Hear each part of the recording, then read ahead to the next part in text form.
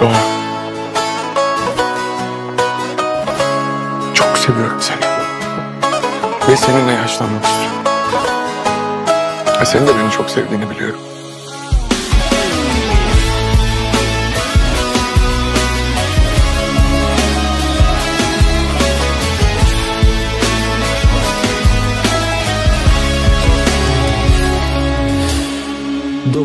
Doğa, konuşmamız lazım.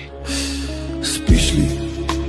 Защото аз очите не мога да си затворя, за да те забравя.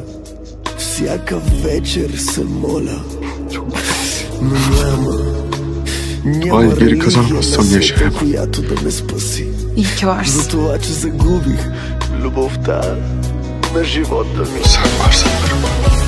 Пак е събота и пак е 3. Пак едно разбито сърце не спи. Biliyoruz Doğa, merak etme. Kurtaracağım seni, tamam mı? Burada kalmayacaksın. Sakın korkma. Любовта на живота ми. Fatih, Doğa, emin misin? sen eminsen ben de eminim. Sinirlenirsen ne olacak? Sinirlenirim.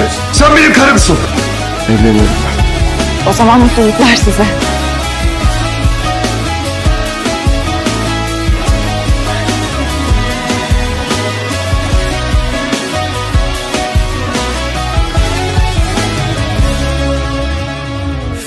С друга скоро ще я забравиш и с миналото ще я оставиш. Спокойно ти си мъж, ще се справиш, така ми казваха. Ben bu hayatta Doğa'yı seviyorum. Sadece seni sevdim. И мисълта, че друг те докосва, ме кара да крещя. Fatih, kes sesini. Anlatım ben sevdim. Sen benim gözümden öyle bir düştün ki bir daha asla yan yana gelmeyeceğiz Fatih. Seni çok seviyorum. Ben Fatih'e bir şey olursa yaşayamam. Çok seviyorum.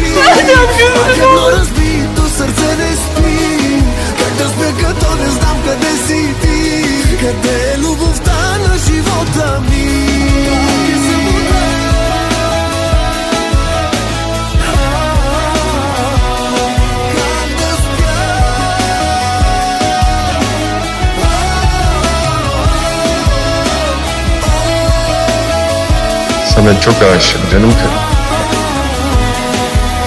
Ben sana daha çok aşığım. Пак е събота и пак е 3. Пак едно разбито сърце не спи. Как да спя, като не знам къде си ти. Къде е любовта? Evliyken neredeydin? Sana en çok o zaman ihtiyacım vardı. Ya ben sensiz yaşayamıyorum. Sen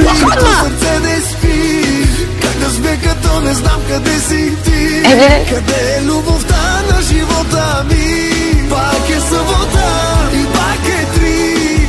Fatih?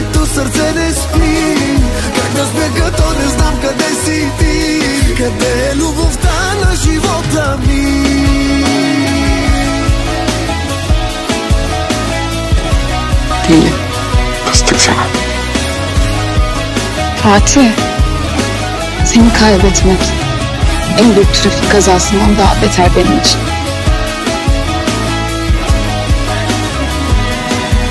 Seni bir daha asla kaybetmeyeceğim. Ben de senin.